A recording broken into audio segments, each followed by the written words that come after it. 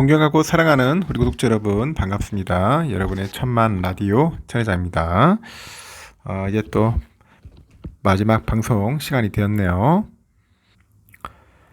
여러분과 함께하는 그런 방송 천혜장 항상 즐겁게 생각하고 있고, 오늘 하루도 여러분 수고하셨습니다. 뭐 논다고 수고하신 분도 있고, 일한다고 고생한 분도 있고, 뭐 일도 뭐 집안일 한다고 바쁘신 분도 많겠죠. 하여튼 맡은 바 최선을 다했으리라 봅니다.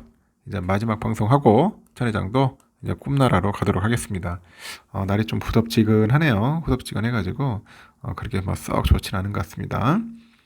아주 재미있는 이야기도 있고 해서 여러분들에게 잠시 들려드리고 마지막 방송으로 마무리될 것 같아요. 이 사진 속에 있는 분은 김한진 씨네요. 김한진. 3프로TV의 이코노미스트라는 사람인데, 이분의 이야기를 한번 잠시 볼게요. 일단은 그 김한진 이코노미스트, 이제 김한진 씨라고 할게요. 그냥 6월 10일 날 이야기를 하는데, 왜 그렇게 부정적으로 보냐, 그런 질문을 할 수도 있는데, 이분은 보니까 그 강세장 분위기가 만연한 가운데 하반기 증시가 좋지 않을 수 있다. 이렇게 보는 것 같습니다. 그래서 약간 부정적으로 좀 보는 것 같아요. 하반기 증시가 좋지 않을 수 있다.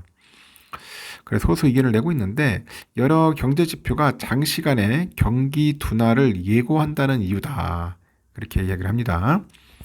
인터뷰 내내 강세장을 주장하는 전문가들 그 의견에 대한 생각을 물었는데, 그의 답은 일관됐습니다. 경기 상황을 나타내는 그 ISM 제조업 지수하고 그런 증시의 괴리가 커지고 있는 만큼 뭔가 간극이 좁혀지는 시기가 도래한다는 거예요. 그래서 역사가 반복된다면 결국 증시가 이제 꺾이거나 ISM 제조업 지수가 올라야지 하지 않느냐, 그렇게 보는 것 같습니다. 그래서 김 이코노미스트는 최근에 내년 경제 성장률 전망치가 하향된 만큼 증시가 이제 꺾일 가능성이 크다고 이제 그렇게 진단을 하는 것 같습니다. 일단은 이분은 그 미국 연방준비제도 이사회가 이제 15개월 만에 기준금리를 5에서 5.25% 동결을 했어요.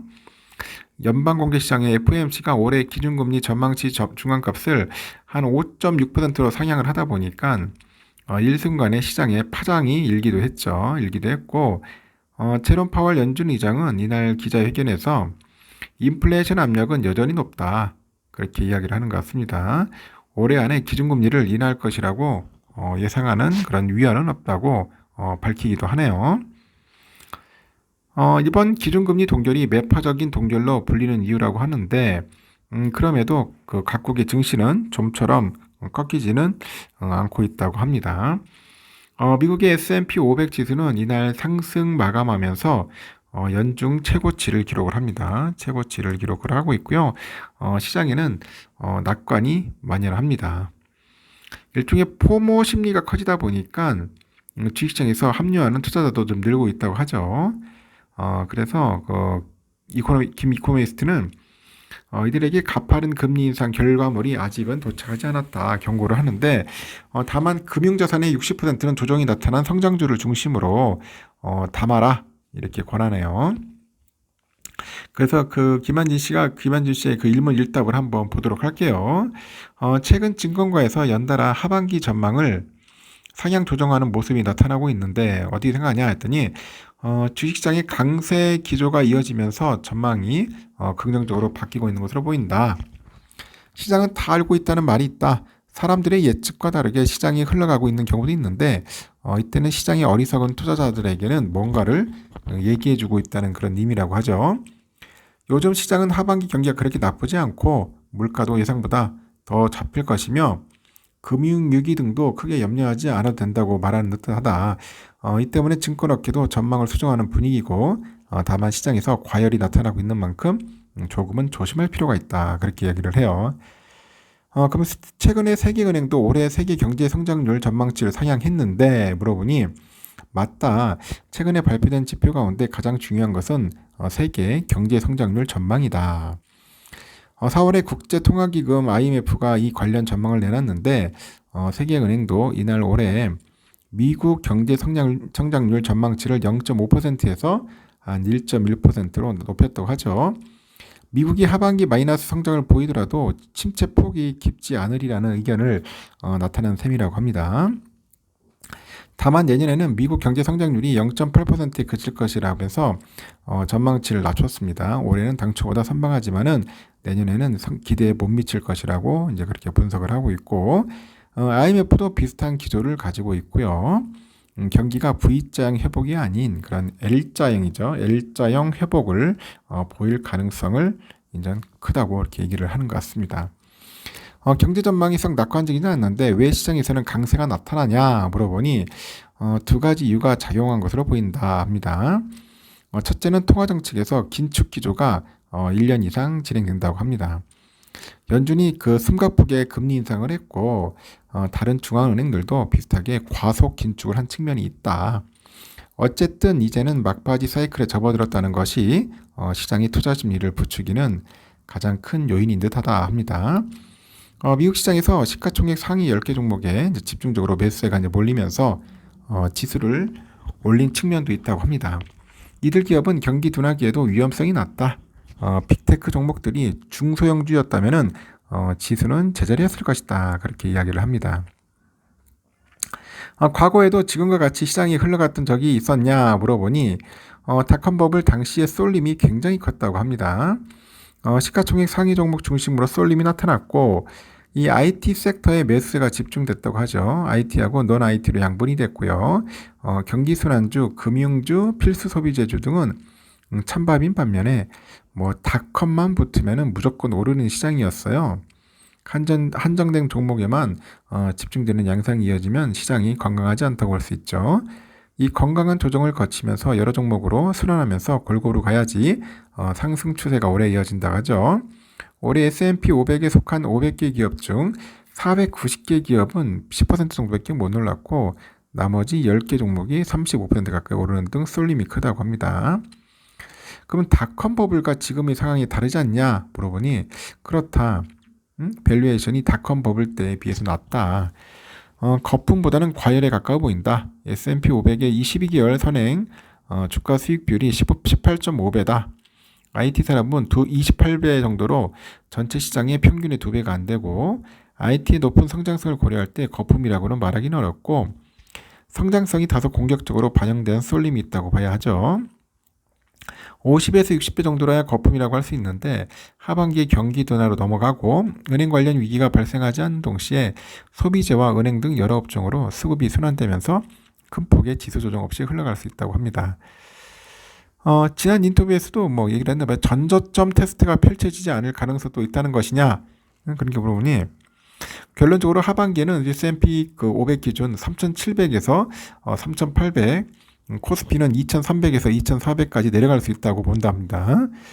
그 확률이 60에서 70%는 될 것이라고 전망을 하는데 그렇다면 큰 조정 없이 상고, 하고 국면이 펼쳐지려면 어떤 조건이 필요할까 고민을 많이 했다. 그 시장이 쭉 과열을 보이면은 코스피는 3,000, S&P 500은 한 4,600에서 4,700까지 갈 것 같고 물론 이후 조정을 보일 수 있다. 시장이 예측대로 흘러가지 않는 이유는 여러 사람이 참여하는 만큼 이 심리 게임과 유사하게 흘러가기 때문이다. 그렇게 합니다. 강세장이 이어진다면 시장 성격이 바뀌었다고 볼 수 있지 않냐? 물어보니 결과적으로 조삼모사다. 이른바 썸머 랠리가 이어지면서 주가가 많이 오르면 하반기에 많이 하락할 것이다. 미리 어느 정도 조정을 보인다면 하반기에 랠리가 나타날 수도 있다. 모든 것은 미스터 마켓만이 알겠지 말이다. 그런데 일단은 긴축 국면이라도 고용시장이 튼튼하면 증시가 크게 꺾이지 않는다는 시각도 있다고 하지 않냐? 그런데 태평성대 시절이면 통하는 말이다. 이런 주장의 핵심은 고용시장이 버티면 소비가 버티고 결국 경기도 안정된다는 건데 1년이라는 짧은 기간에 금리가 500bp 넘게 올랐다. 급격한 금리 인상에 따른 결과물이 아직 등장하지 않았고 내년 경기는 생각보다 짓눌릴 가능성이 있고 경기가 연착륙될 수 있다지만은 이 경우 임금 상승률도 서서히 잡힐 것이다. 연준이 금리 인하 시점을 늦출 수밖에 없고 트레이드 오프 관계다. 그런 이야기를 합니다.